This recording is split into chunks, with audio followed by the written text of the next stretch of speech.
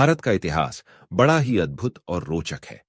उत्तर से लेकर दक्षिण तक, पूरब से लेकर पश्चिम तक चारों दिशाओं में जितनी सांस्कृतिक विविधताएं हैं, उतनी ही ऐतिहासिक विविधताएं भी हैं। भारत का कोई भी राज्य ऐसा नहीं है जहां लोगों को आश्चर्यचकित करने वाली कथाएं ना हों। लेकिन यह बड़ा ही दुर्भाग्यपूर्ण है कि ऐसी समृद्ध सांस्कृतिक और ऐतिहासिक धरोहर होने के बावजूद भी भारतीयों को उनके वास्तविक नायकों का इतिहास नहीं बताया गया, और बताया भी गया तो उसे तोड़ मरोड़ कर पेश किया गया। फिर चाहे वह प्राचीन काल का इतिहास हो या मध्यकाल का इतिहास, बुद्धिजीवियों ने उसे ऐसे पेश किया कि वे महज कहानियां बनकर रह गईं।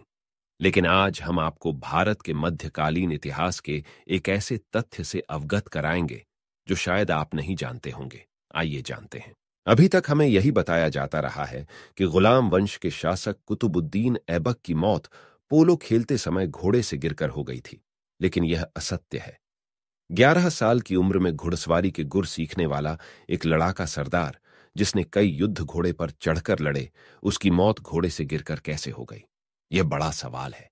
दरअसल उसकी मृत्यु घोड़े के वार से ही हुई थी, लेकिन घोड़े ने स्वयं उसे गिराया था और कूच दिया था, जिसके कारण उसकी मौत हुई थी।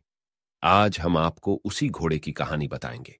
दरअसल महाराणा प्रताप और मुगल बादशाह अकबर के बीच हुआ हल्दी घाटी का भीषण युद्ध आज भी लोगों के बीच जीवित है।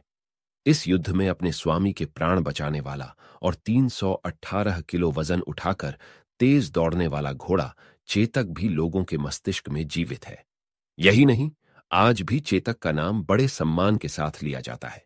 लेकिन इतिहास में चेतक की भांति एक और घोड़ा था, जिसने न केवल अपने स्वामी के प्राण बचाने के लिए अपने प्राण दिए, बल्कि कुतुबुद्दीन ऐबक जैसे दुष्ट शासक को भी जान से मार दिया था। उस घोड़े का नाम था शुभ्रक। शुभ्रक मेवाड़ के शासक कर्ण सिंह का घोड़ा हुआ करता था। बताया जाता है कि यह देखने में सुंदर और बड़ा ही फुर्तीला था।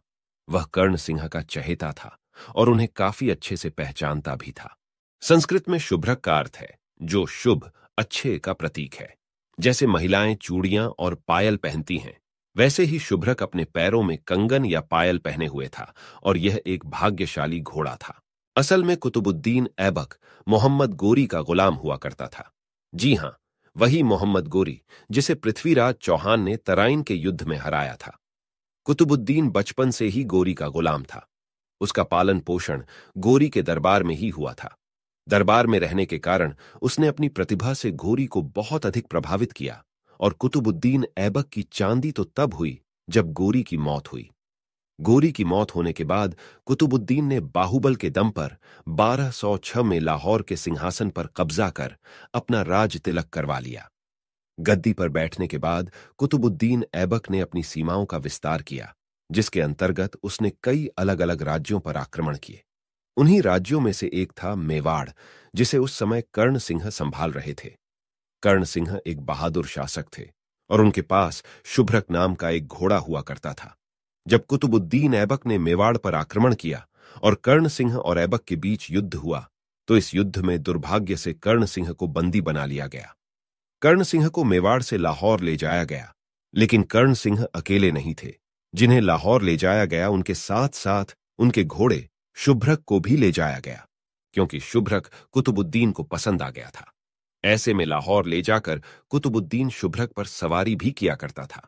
इतिहास की परतों में ऐसा देखने को मिलता है कि कुतुबुद्दीन की कैद से यदि कोई भी भागने की कोशिश करता था तो उसे मौत की सजा दी जाती थी, और कर्ण सिंह के साथ भी कुछ ऐसा ही हुआ।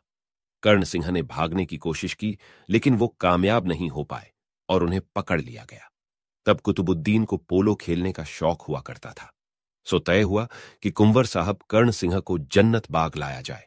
वहां कुतुबुद्दीन उनके सिर को काट कर उसी से पोलो खेलेगा। आदेश के अनुसार कर्ण सिंह को कैदी के भेष में लाहौर के जन्नत बाग लाया गया। वहां कुतुबुद्दीन कर्ण सिंह के घोड़े शुभ्रक पर सवार होकर वहां आया। अपने स्वामी को जंजीरों में जकड़ा देख शुभ्रक से रहा नहीं गया। दुख में उसकी आंखों से आंसू टपकने लगे। इसके बाद सिर कलम करने के लिए जैसे ही राजकुमार कर्ण सिंह की जंजीरों को खोला गया, लेकिन जैसे ही शुभ्रक ने अपने स्वामी कर्ण सिंह को उस अवस्था में देखा तो वह बेकाबू हो गया और कुतुबुद्दीन ऐबक को जमीन पर गिरा दिया।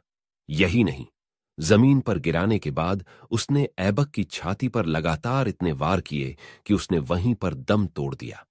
कुतुबुद्दीन की कहानी को समाप्त करने के बाद कर्ण सिंह उसके ऊपर सवार हो गए और शुभ्रक उन्हें बिना रुके लाहौर से मेवाड़ तक लेकर आ गया। लेकिन मेवाड़ में आकर जब कर्ण सिंह ने उसे पुचकारने के लिए उसके ऊपर हाथ फेरा तो स्वामी भक्त शुभ्रक अपने प्राण त्याग चुका था। लेकिन इतिहास में इस कथा को उस प्रकार का स्थान नहीं दिया गया जितना मिलना चाहिए था। वहीं कुतुबुद्दीन ऐबक को महान बताने के लिए जनता को यह झूठ भी बेचा गया कि उसकी मौत घोड़े से गिरकर हुई थी, जबकि सत्य तो यह है कि उसकी मौत घोड़े से गिरकर नहीं बल्कि स्वयं घोड़े ने ही की थी। आपसे एक छोटा सा अनुरोध है, मेरे YouTube चैनल के वीडियो का आनंद लेते हैं तो कृपया उसे सब्सक्राइब करें और नए वीडियो के साथ अपडेट रहें। आपका समर्थन मेरे लिए बहुत मायने रखता है। धन्यवाद।